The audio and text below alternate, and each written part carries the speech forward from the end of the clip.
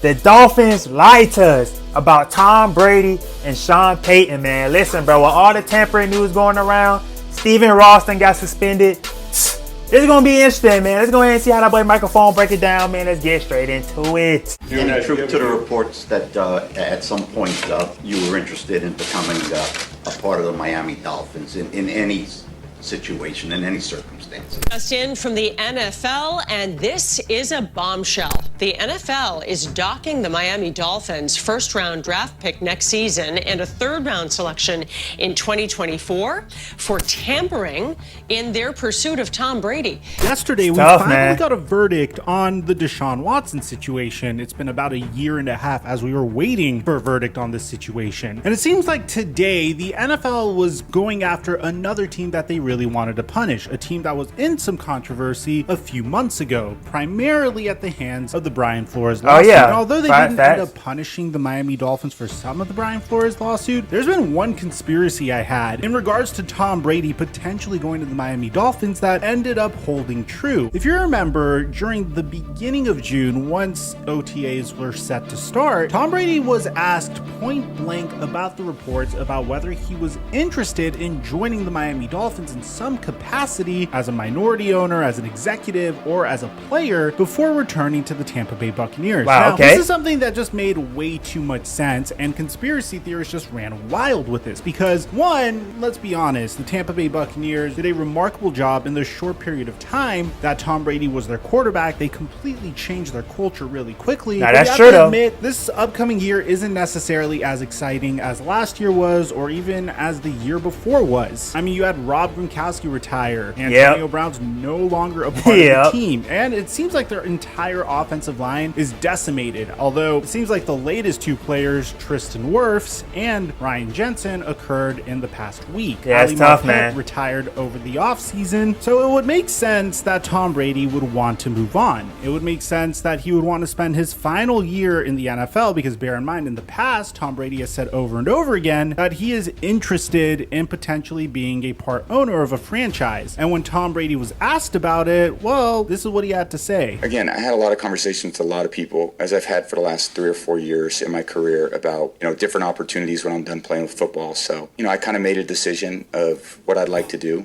and I'll get to be in the game of football. And I think for me, the most important thing is where I'm at now and what I hope to do for this team. That's been my commitment to this team and organization. It's been so much fun for me to come here 2 years ago. It's been almost 2.5 years now, and it's been an incredible part of my football journey. And it's not over, and we still got a lot to accomplish. So I got a long life ahead, and there's a lot of fun things to do ahead. I'm looking forward to what's ahead in football, but at the same time, none of us are promised much. He's giving a very politically correct answer right now. I ain't gonna lie to you. I'm really excited about. Are you thinking about going to the Dolphins? Yes or no? Tom Brady didn't come out and tell us that he was interested in joining the Miami Dolphins. At the same time, he didn't deny anything either. Right before that, there were rumors running rampant how Sean Payton stepped down from the New Orleans Saints and how Tom Brady retired for a reason. They both wanted to team up on the Miami Dolphins and form a super team. Now, really? I never heard that. The Miami Dolphins pursued Tom Brady. As a matter of fact, in the lawsuit that was made by Brian Flores, he alleges the same thing. Brian Flores really wanted to build a culture of his own with the Miami Dolphins. He was more focused on the team trying to win each and every game and carve out an identity for themselves than tanking games on purpose just so they could potentially have a higher draft pick, which is something that I personally commend him for. I know in hindsight, if they would have tanked for the #1 overall pick and selected Joe Burrow, maybe the team would have been better off, but for the most part, they were making great decisions throughout the Brian Flores era, and I definitely think that this team was on their way somewhere. They didn't necessarily make a playoff berth, but their record was improving tremendously each and every year. You can make a strong argument that Brian Flores was the best head coach that the Miami Dolphins had in over a decade. Now, in the lawsuit, he mentions how following the 2019 season, the suit alleges that Flores was pressured into breaking league rules by meeting ownership Stephen Ross and an unnamed quarterback in violation of league tampering rules. The suit claims that Flores did not attend this planned meeting, but was later misled about another meeting with Ross that turned into an attempt to convince a prominent quarterback to come to Miami. Tom Brady? who was officially a free agent towards the end of the 2019 hold season up. that already had ties to Brian Flores with the New England Patriots. I wonder who that might be. Now, the direct quote from the suit is after the end of the 2019 season, Mr. Ross began to pressure Mr. Flores to recruit a prominent quarterback in violation of league tampering rules. Mr. Flores repeatedly refused to comply with these improper directives. Undeterred, in the winter of 2020, Mr. Ross invited Mr. Flores onto a yacht for lunch. Shortly after he arrived, Mr. Ross told Mr. Flores that the prominent quarterback was conveniently arriving at the marina. So at the time, we thought that this could be either Deshaun Watson or Tom Brady. As time went on, we were getting more hints that it was Tom Brady. And until today, we actually found out that it was Tom Brady. So pay attention to the language of this because some people might raise an eyebrow at this. So according to Adam Schefter, the NFL stripped the Miami Dolphins of their 2023 first round pick and their 2024 third round pick for violating the integrity of the game. Dolphins owner Stephen Ross also suspended through October 17th and fined only 1.5 million. He's a billionaire. Come on, for the violation of the integrity of the game. He's a whole billionaire. 1.5 million. Calvin Ridley? And how long was Calvin Ridley suspended for? For betting on a game that he had no involvement in, although it was his own team, and betting a measly $1,500 because he claimed that he was getting so uninterested in football that he wanted anything to suck his interest back in. So here's the official notice from the NFL and what they say in regards to the situation. The NFL announces findings and discipline following independent investigation of integrity of the game policy violations by NFL Commissioner Roger Goodell today notified the Miami Dolphins of the discipline imposed for violations of NFL policies relating to the integrity of the game. Today's announcement follows a 6-month investigation covering the events from 2019 to 2022. That was led by former U.S. Attorney and SEC Chair Mary Jo White and a team of lawyers from the Debevoise law firm. The commissioner expressed his deep appreciation to Ms. White and her colleagues for their comprehensive and objective review of these matters. The investigation focused on 2 subjects.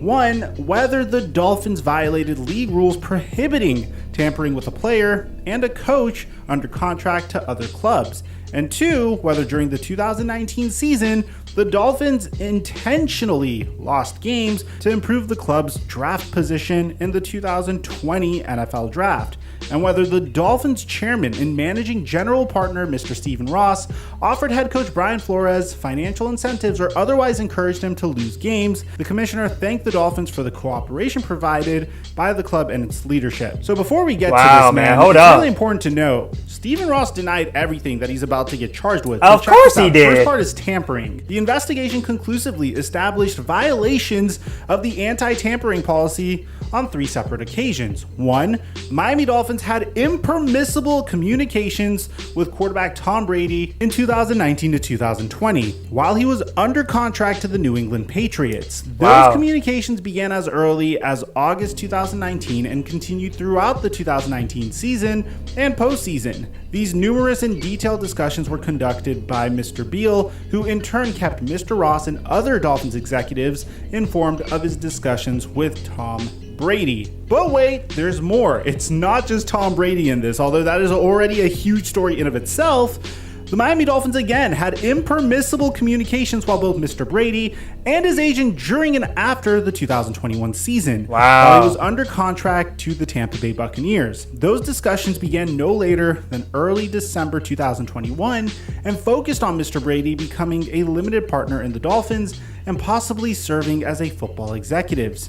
Although at times they also included the possibility of his playing for the Dolphins. Mr. Ross and Beal were active participants in these discussions. So it seems like things are becoming more recent. There were 2 attempts to get Tom Brady on the Miami Dolphins. Man, I feel so bad for Tua at this point. And bear in mind, this was just a month or 2 after they struck out on Deshaun Watson. They probably looked at Deshaun Watson and viewed him as too much of a risk because at the time, there was still a decent amount of charges being brought forth against him. So in January 2022, they went after another player other than Tom Brady. It seemed like they wanted to move on from Brian Flores, and they had their eyes set on another established head coach. A head coach that we actually reported on in the channel a couple of months ago, and even admitted that it may be slightly conspiracy theorist of us. Wow. In January of 2022, the Dolphins had impermissible communications with Don Yee,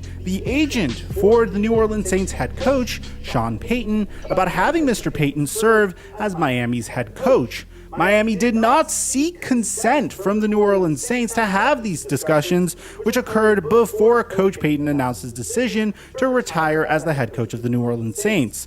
Following that announcement, Miami requested permission to speak to Coach Payton for the first time, which the New Orleans Saints declined to grant. The investigators found tampering violations of unprecedented scope and severity. Commissioner Goodell said, "I know of no prior instance of a team violating the prohibition on tampering with both a head coach and a star player to the potential detriment of multiple other clubs over a period of several years. Wow. Similarly, I know of no prior instance in which ownership was so directly involved in the violation." So Wow. on whether or not the Dolphins tried to tank intentionally to improve their draft position, because that's something else that Brian Flores accused them on. And it said that the investigation conclusively established the following. One, the Dolphins did not intentionally lose games during the 2019 season, nor did anyone at the club, including Mr. Ross, instruct Coach Flores to do so.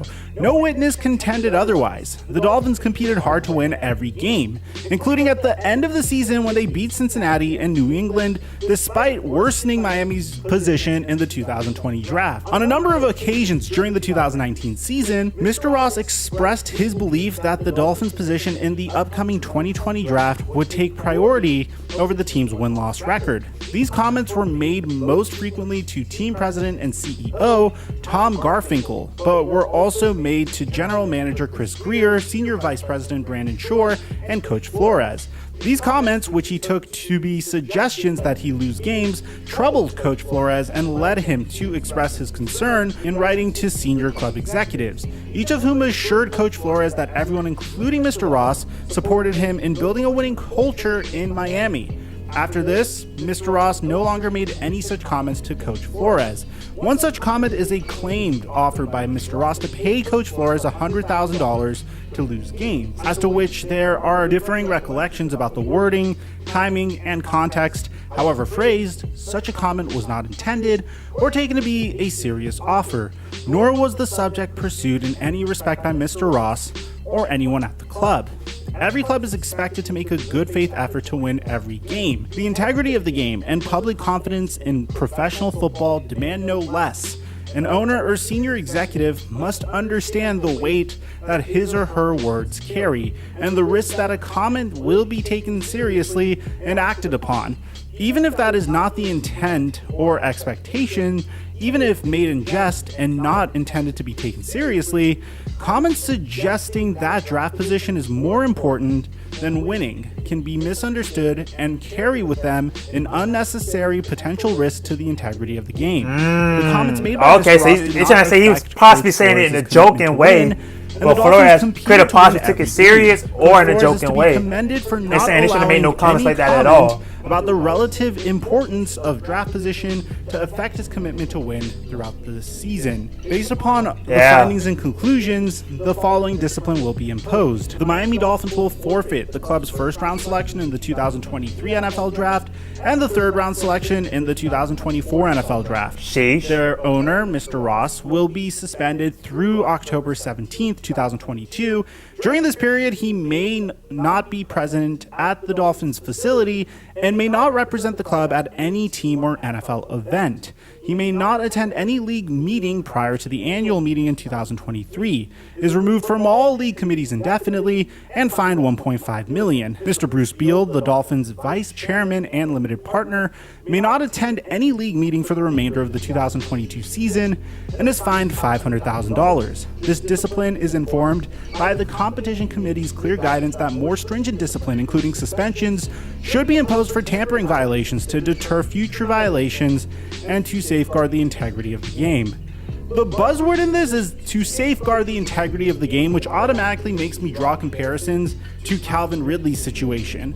So, Why? and that's the only buzzword, to safeguard the integrity of the game. So pretty much whenever an owner of a team does something similar to what Calvin Ridley does, this is the punishment levied against him. Mr. Ross is suspended for 2.5 months. He loses a first-round pick and a third-round pick. This also validates that the crazy conspiracy theories we were having on this channel were right all along, which I kind of felt funny bringing up because I don't want to sound like a mad scientist in this video and I just like giving you facts. But now we can actually say they were 100% true. So let me know in the comment section down below what you guys Tough, think about all man. this. Hey, bro, let me know down in the comments, bro. Listen, bro. Is this enough for the Dolphins tampering, bro? Listen. Let me know down in the comments what y'all think of this whole situation, man. I hope y'all boys enjoyed this video, though. If you watch this right now, appreciate you. See you in the next video, bro.